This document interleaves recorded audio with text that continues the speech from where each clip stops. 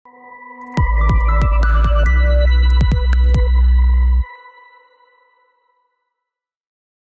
guys, sekarang aku lagi ada di URL-nya capturetheflag.withgoogle.com.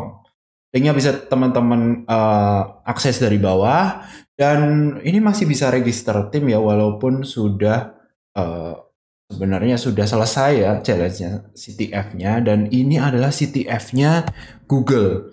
Google bro, Google. Iya, perusahaan besar. Dan yang mana di sini Google ini emang rajin buat CTF tiap paling nggak setahun sekali. Dan di sini teman-teman masih diberi kesempatan untuk mencoba mengerjakan CTF ini. Jadi untuk kali ini saya akan membahas tentang satu challenge yang ada di sini ya, challenge berkaitan dengan web ya. Saya udah daftar kemarin ya dan ikut CTF-nya, tapi ya masih kurang beruntung rupanya. Jadi mungkin sekarang saya bagikan aja apa yang sudah kami dapatkan dari CTF ini. Jadi challenge yang pertama, kita akan masuk ke dalam web, kemudian Log4j.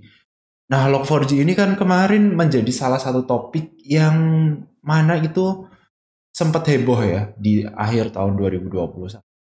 Kita ingin lihat gimana sih challenge dari Log4j dari Google CTF ini. Jadi di dalam Log4j ini ada attachment dan juga ada ini ya, ada website yang mana kalau kita klik di sana kita akan diarahkan ke sebuah chatbot. Nah, chatbot ini sangat-sangat responsif ya. Ya nanti kita lihat aja gimana cara kerjanya. Jadi dicoba download dulu attachmentnya, kemudian kalau misalkan sudah di download, kemudian buka terminal dari sini aja, kemudian kita di sini ada VS Code nggak ya? Atau pakai Sublime aja. Sublime.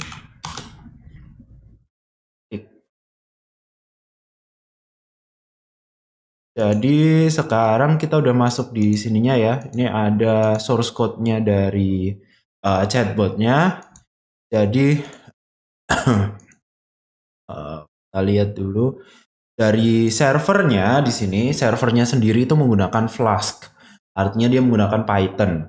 Dan di sini ada ketika kita masuk ke dalam root directory-nya, kita diarahkan ke ini ya, ke yang ini ya. Nah, terus di sini ada sedikit validasi.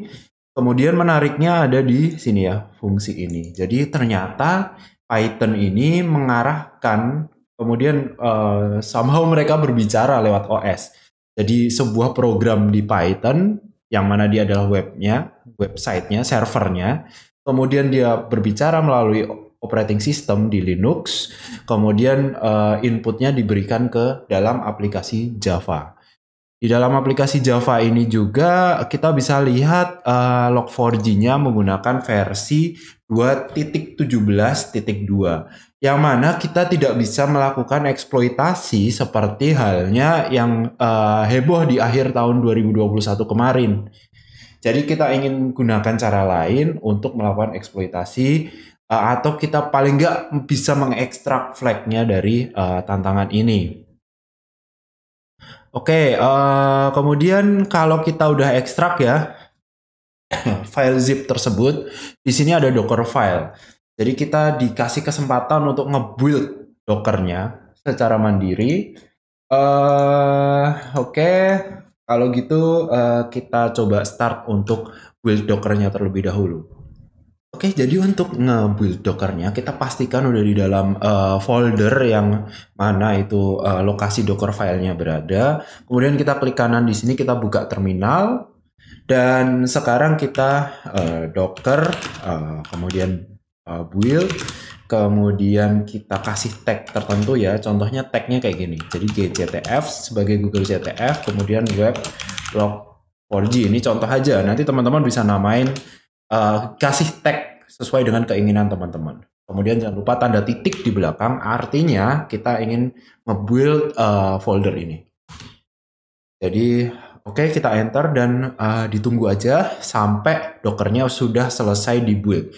Kita perlu download macam-macam di sini, kemudian disatukan berdasarkan perintah-perintah yang ada pada Docker file tersebut. Laptop kalian belum berasap kan? Oke, lanjut yuk. Kita udah selesai nih. Kita build Docker image-nya. Terus kita bakal lihat dulu Docker image. Di sini ada Docker image 1. Di sini kalau tempat saya yang created 19 menit yang lalu. Kita ambil aja namanya ya, GCTF web log4j. Lalu sebenarnya dari Google sendiri, dari Google CTF-nya sendiri itu ada ininya sendiri ya, ada panduannya sendiri di bawah mengenai bagaimana cara menjalankan Docker image tersebut. Nah, ada di sini ya. Karena saya udah coba yang menggunakan cara yang biasa, tapi ternyata nggak bisa. Kita tambahkan beberapa flag di sana dan beberapa option supaya Docker yang disediakan oleh Google bisa kita jalankan pada Kali Linux, komputer Kali Linux kita. Jadi buat yang ini ya, ini cara menjalankannya seperti ini.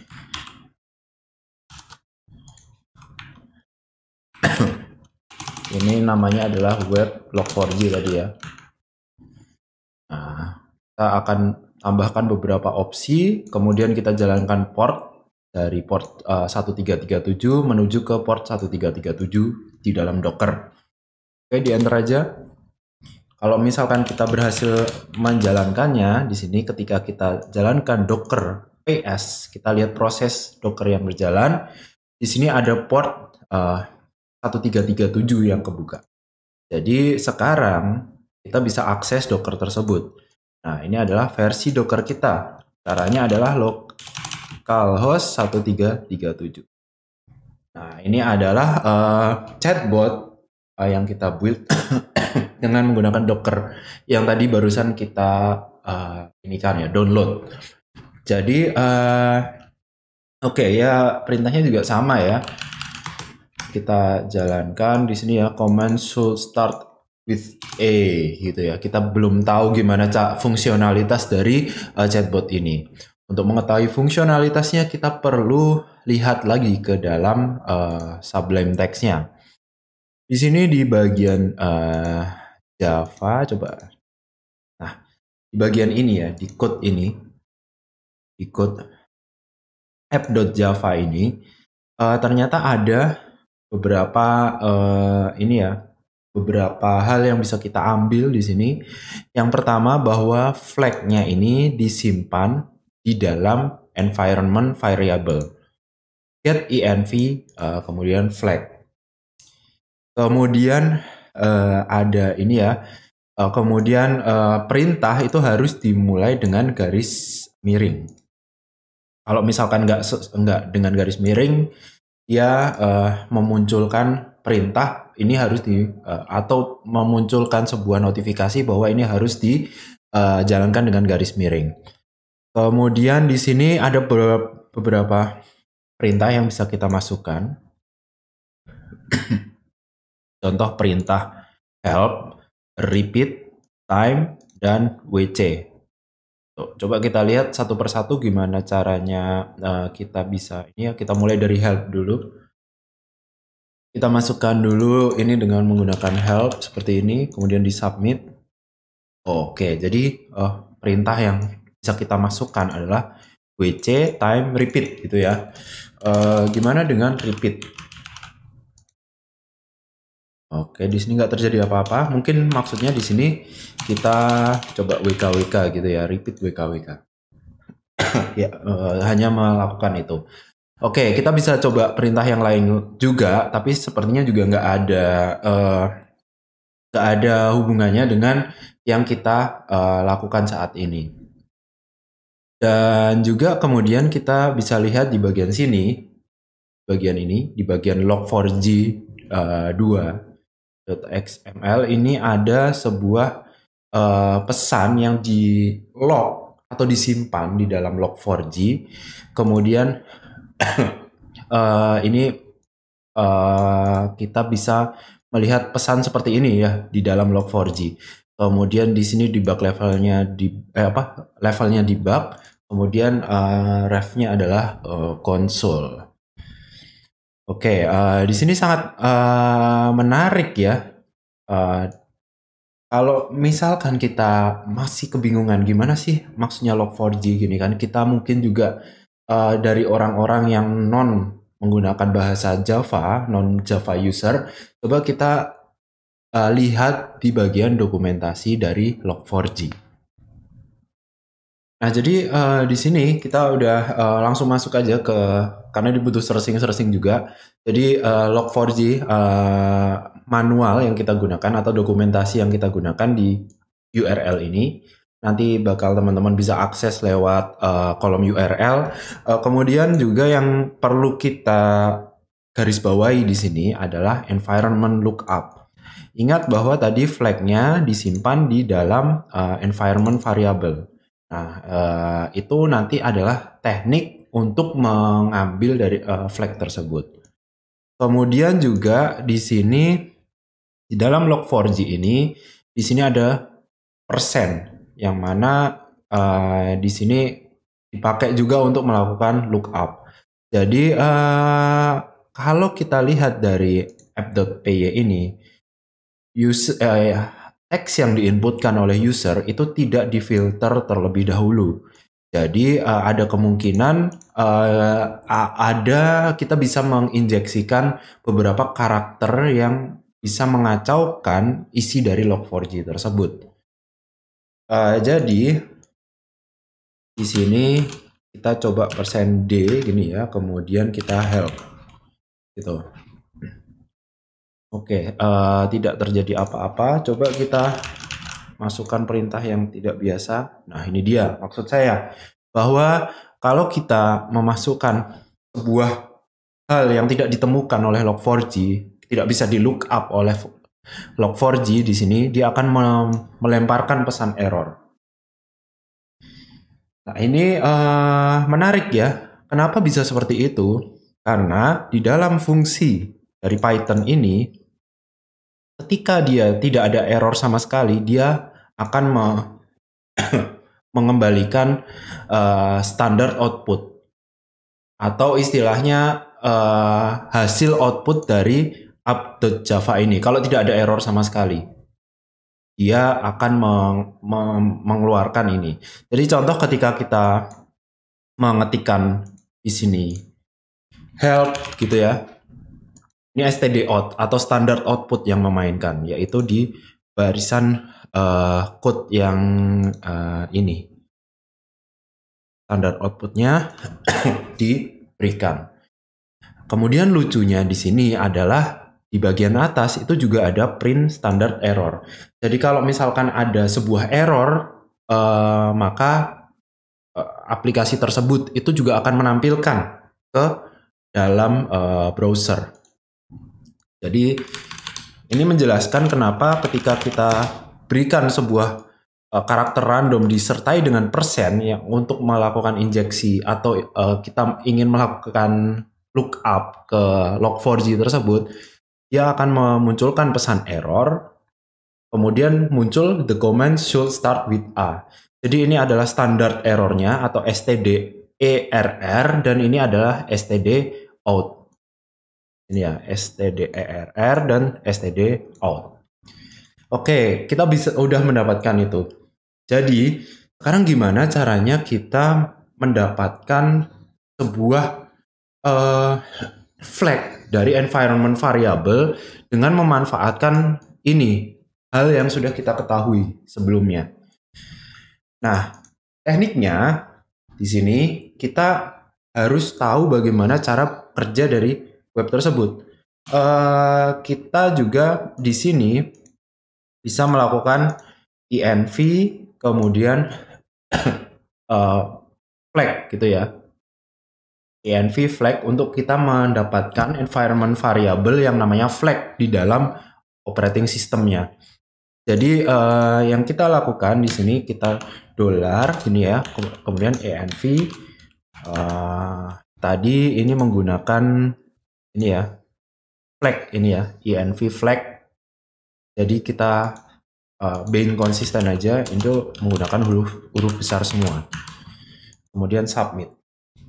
Nah, apa yang terjadi di sini adalah kita dapatkan the command should start with bla bla bla. Yang mana yang kita sudah tahu bahwa ini kalau kita masukkan perintah apa saja di sana, dia akan menghasilkan output tersebut. Nah, ini ya. Jadi sebenarnya kalau kita lihat itu injeksi kita tuh berhasil. Kita bisa menginjeksikan lookup ini ke dalam log4j. Tapi di sini si log4j bisa membaca env flag-nya. Yang masalah adalah kita harus menghasilkan sebuah pesan error supaya errornya itu ditampilkan. Nah, flag itu harus dimasukkan ke dalam sebuah pesan error. Untuk itu kita mungkin ingin menggali lebih lanjut lagi tentang manual dari log4j ini, dan ketika kita scroll ke bawah kita dapatkan sebuah Java lookup. Java lookup ini ya kita bisa kayak gini ya, Java kemudian version gitu ya, untuk mengetahui versi dari Java. Jadi yang kita lakukan di sini adalah Java version. Gitu ya. Nah, ini juga ada gini ya, soalnya kita nggak menghasilkan sebuah error. Kita harus membuat sebuah pesan error supaya kita bisa melihat isi dari flag tersebut. Nah, kita bisa melakukannya, kita bisa mendapatkan errornya itu ya. Dari versionnya ini, kita kopikan env flag. Gitu. Jadi, kita suruh Java ini ngerun env flag gitu, dan yang mana itu nggak ada di Java di dalam sini ya, di dalam dokumentasi ini nggak ada. Jadi mudah-mudahan ini akan menghasilkan pesan error. Ketika kita submit, nah ini dia kita dapatkan ininya flagnya ya, dalam kondisi ketika kita berhasil mengeluarkan pesan error. Jadi itu ya teman-teman untuk challenge yang pertama di log4j. Menurut saya ini challenge yang cukup menyenangkan dan cukup menjebak. Soalnya kalau misalkan kita berbicara tentang log4j, kita pasti mengacu ke sebuah vulnerability log4j yang lama. Yang mana di situ kita harus menggunakan ini ya, kita harus menggunakan JNDI exploit seperti ini. JNDI, kemudian LDAP, terus bla bla bla bla gitu ya. Yang menggunakan teknik tahun 2021 akhir.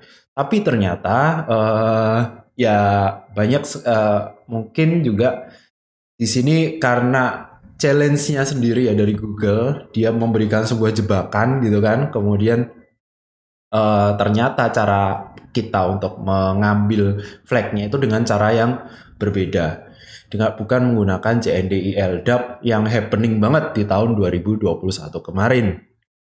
Dan kita benar-benar harus membaca dokumentasi ini supaya kita bisa mengkonstruk sebuah exploit tersebut.